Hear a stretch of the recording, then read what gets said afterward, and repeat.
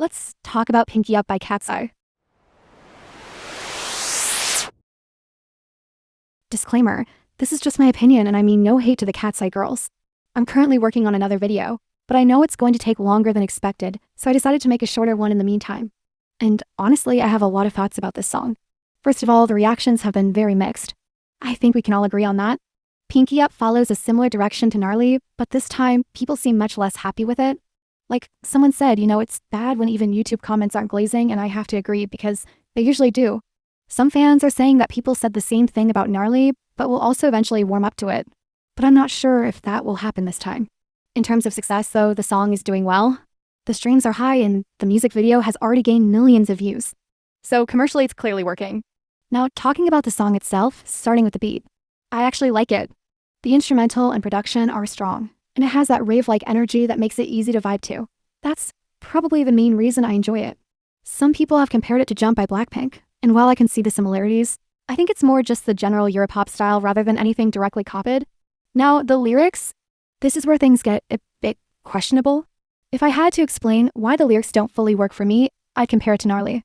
That song also had random weird lyrics, but it still felt cohesive because everything tied back to the idea of something being gnarly.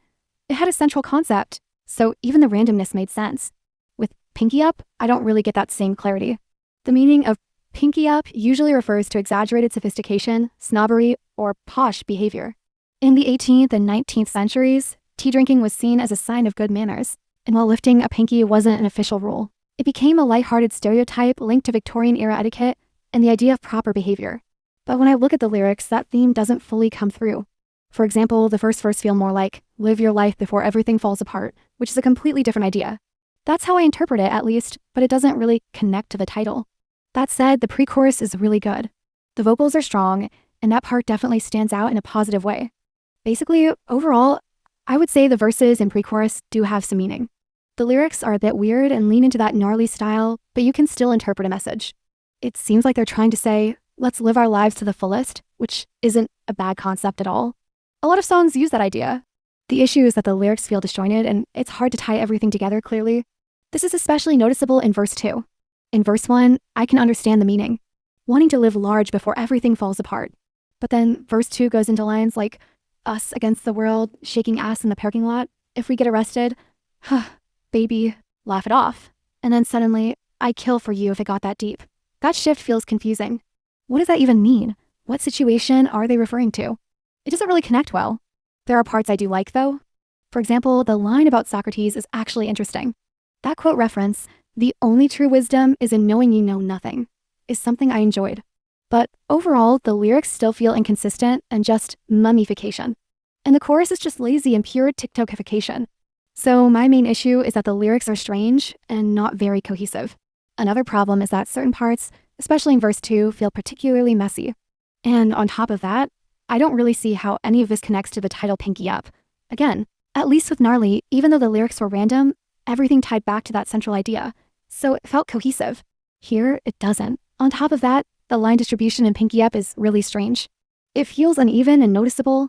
Maybe that's just me though. Even when I compare it to Internet Girl, that song still feels more cohesive overall and in terms of lyrics. The only slightly odd part there was the chorus of eating zucchini, but the rest of the song made sense. Pinky Up doesn't have that same consistency even though it's better than Internet Girl. To be fair, I think that's kind of a low bar. Now, for my personal take, I feel like HYBE and Geffen heard fans asking for more vocals and tried to respond. We do get more vocals, especially in the pre-chorus, which sounds great. But it almost feels like they balance that out by making the lyrics even more weird. That's just how it comes across to me. If I'm being honest, I think HYBE relies on a couple of key things when it comes to KATSEYE's music. One is catchiness.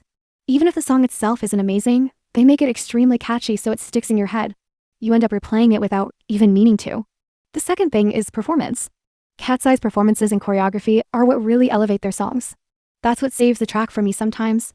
We saw that with their performances, like at Coachella where they really delivered. The girls always give their best on stage, and that's consistent. Although another opinion, I don't like the first part of the choreo in the chorus. Like, what was that supposed to be? In terms of success, I do think KATSEYE will be fine. They've already built a strong fan base, and it happened pretty quickly. I'd even say their fans are quite loyal, similar to other major fandoms. A big reason for that is how open the members are. They've built a connection with fans, which naturally creates a strong, sometimes parasocial, bond. Because of that, they'll likely continue to succeed. But I do think Pinky Up might be less well received compared to their other songs. And I do wonder how long icons would accept this type of music. Right now, it feels like they have a sort of big three with Gnarly, Internet Girl, and Pinky Up. When people say their music feels repetitive and brain rot, they're usually referring to these promoted tracks. They're not saying every song sounds the same, but the title tracks often follow a similar formula because those are the most visible. Most casual listeners don't check out the full discography. They only see the main singles and music videos, so that becomes their impression of the group. That's why people think KATSEYE's music lacks depth, even though songs like Mean Girls do showcase vocals. At the end of the day, the promoted tracks shape public perception. Gnarly especially went viral, so that becomes what people associate with them. One comment I saw really stood out to me.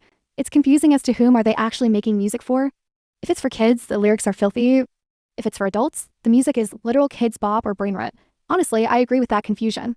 It does seem like their music appeals to younger audiences, even if the lyrics and the choreography aren't meant for them. Kids often focus on the sound rather than the meaning, so catchy songs will naturally draw them in, regardless of the lyrics. Their musical identity isn't very clear right now. We have the big three brain rot songs and songs like Am I and Gabriella. If a new listener likes Gabriella, they won't be finding songs similar to it. Yes, the EP Beautiful Chaos at least made sense as a concept, but with Internet Girl and Pinky Up, it feels less defined. Where is KATSEYE going with these two songs?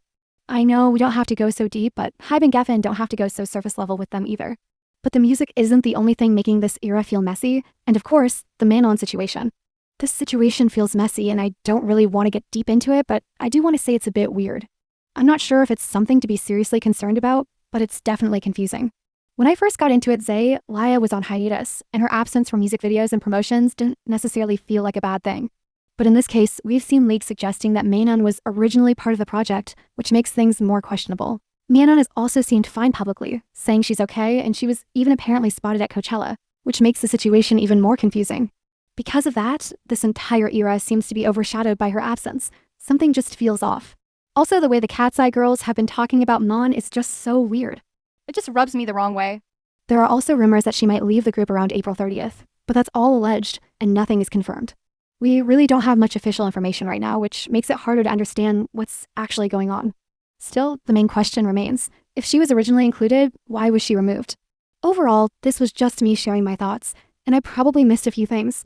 I actually have way more thoughts about this era and KATSEYE, but I still wanted to share some thoughts, so here it is. If you have your own opinions, feel free to share them. I also have another video coming soon. It's not K-pop related, but I hope you'll still like it, Astrals. Bye!